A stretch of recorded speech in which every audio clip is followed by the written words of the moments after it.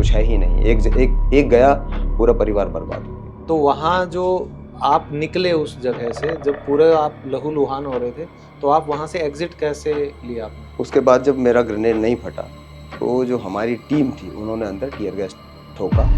तो उन्होंने सोचा गोली ऑलरेडी आपको लगी हुई थी, आप घायल थे, फिर भी आपने मतलब उनका मुकाबला करा। पूरा। तो वो प्रोसेस एक बार बताओ कि उस टाइम पे क्या। जैसे अंदर घुसे तो मुझे 2 AK-47 के साउंड मुझे सुनाई दी। तो मैं कंफर्म हो गया कि 2 टेररिस्ट यहाँ पर हैं। चारों टेररिस्ट वहीं पर थे और वो हॉस्टेज सिचुएशन क्रिएट करने के लिए आए थे, क्योंकि बराबर वाला जो चैम्बर हॉल था उसमें 185 लोग थे और सारे हाई डिग्निटरीज, नेताजी, पॉलिटिशियन और बड़े बड़े बिजनेसमैन, बॉलीवुड वाले और आपके महाराष्ट्र जो ब्यूरोक्रेट्स काफ़ी लोग थे। 3 शादी के गेस्ट टोटल थे उसमें मिला के, अमेरिकन्स थे, जर्मन थे, काफ़ी लोग थे। तो उनको हॉस्टेज बनाने के लिए वो लोग उस जगह तक पहुंचे थे। ठीक है, वो शायद कमरा नंबर 520 था। नहीं, कमरा नहीं था, पूरा हॉल है वो। ओके। चैम्बर हॉल है वो पूरा। ठीक है, ठीक है। तो आप जब उसमें वहां पे घुस गए थे, तो वो आपने ग्रेनेड भी फेंका, लेकिन वो फटा नहीं। बिल्कुल, तो वो फट ग्रेनेड जाता क्या तो पूरा हमारा नकली था?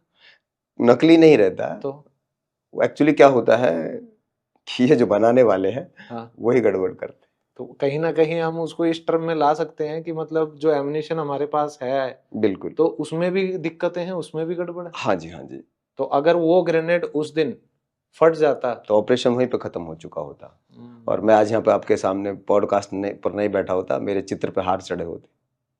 लेकिन सर, एक तरीके से जो तिरंगे पे लिपट के आप आते, तो मतलब कहीं ना कहीं एक शहीद का दर्जा जो है, वो एक कहते हैं ना कि अगर किसी शहीद के घर पे जाओ तो ऐसा लगता है किसी तीर्थ स्थान पे आप होके आए हो। ये तो लोगों का मानना है, लोगों का कहना है, हम्म। लेकिन एग्जैक्टली ऐसा कुछ है नहीं ग्राउंड पर। अच्छा। ग्राउंड पर धूल है, हम्म। उस घर में सिर्फ धूल उड़ती है, उसमें बच्चा वापस नहीं आता, कुछ नहीं वापस आता। घर पे मैं बहुत लोगों की, मेरे यूनिट में कई लोग शहीद हुए हैं। एक के घर पे मैं गया था तो दोबारा जाने का मन ही नहीं करता।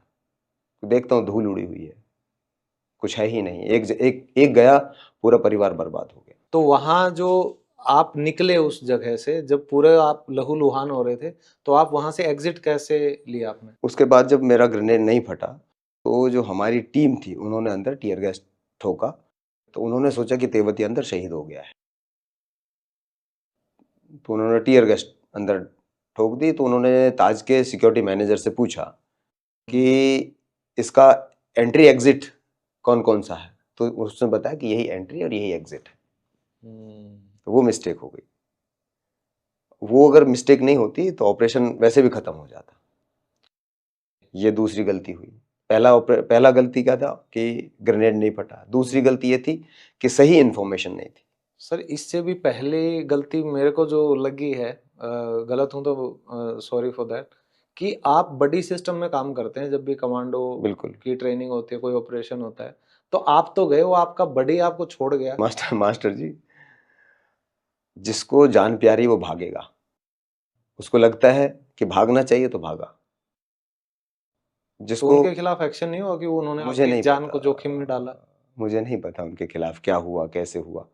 मैं लेकिन उसके आपको लगता है अगर वो आपके साथ होते तो मैं शायद ऑपरेशन अच्छा हो जाता, ऑपरेशन अच्छा हो और जाता? अच्छा हो सकता था हाँ। ऑपरेशन, बिल्कुल हो सकता था।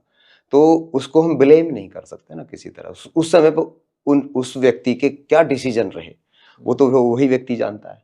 बिल्कुल। अब उस व्यक्ति के डिसीजंस को हम गलत ठहराएं तो मेरा काम नहीं है गलत और सही ठहराना, मेरा काम है ऑपरेशन करना।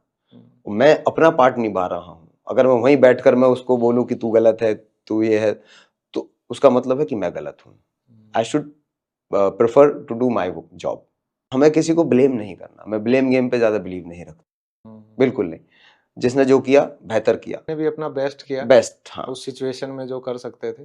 तो लेकिन जब आप निकलने लगे तो शायद आपको भी 4 गोलियां। 4 गोलियां और मुझे लगी। उसमें एक मेरा लंग्स जो था पूरा डैमेज हो गया, छाती के आर पार मेरे गोली निकली। तो मुझे पता था कि, पहले ही पता था कि मैं बच नहीं सकता यहाँ से, कि कोई स्थिति ही नहीं थी, किसी भी तरह कोई सिचुएशन ही नहीं बन रही है कि मैं यहाँ से जिंदा बाहर जाऊंगा। तो मैंने ईश्वर का नाम लिया कि अब आ रहे हैं, बस खत्म हो गया, यहीं पे खत्म है, आज जवानी कहते हैं हम लोग, 23 वर्ष की उम्र थी। जिस उम्र में भगत सिंह को फांसी लगी, वो उम्र मेरी। तुमने ये कहा कि देश के लिए सब कुछ न्यौछावर है, तो जब भारत में हम दोबारा आएंगे आपकी सेवा करने। आज की यात्रा हमारी यहीं तक है। तो उठे और मैंने उठा और खड़े होकर मैंने फिर फायरिंग की उनके ऊपर। तो उस फायरिंग में एक टेररिस्ट को गोली लगी, इन 4 गोलियां और मुझे लगी, जो कि एक मैगजीन में फंसी, एक रिकॉर्चिट होकर लगी, एक चेस्ट के आर पार निकली, एक कॉलर को फाड़ते हुए निकली। तो पता चल गया था कि गए। लेकिन फिर आपकी आंखें खुली आईसीयू में? 19 दिन आईसीयू में रहा, वहां पे भी संघर्ष ही रहा पूरा का पूरा। एक तो हम बात करते हैं कि उस दौरान जो हुआ उसमें आपकी भूमिका ऐसी थी कि आपने एटलीस्ट वहां एंट्री ली, आपने पता लगाया कितने बंदे हैं, चारों टेररिस्ट वहां पे थे। फिर जो भी ऑपरेशन आपके बाद हुआ, मुझे लगता है आपकी ही वजह से उनकी लोकेशन हमें मिली और वो सारे फिर मारे गए, फर्दर कैजुअलिटी नहीं हो पाई। उसमें उस रूम से एक रक्षक बैग उनका मिला जिसमें 500 के 47 के राउंड थे, 16 हैंड ग्रेनेड थे, ड्राई फ्रूट्स थे, करेंसी थी। ये उस रूम से मिला और बराबर वाले रूम से 185 लोगों को सेफ निकाल लिया गया सबको। तो ये सारा क्रेडिट जो था वो सरकार ने हमें दिया और उसके लिए भारत सरकार ने हमें शौर्य चक्र से सम्मानित किया। आपको शौर्य चक्र से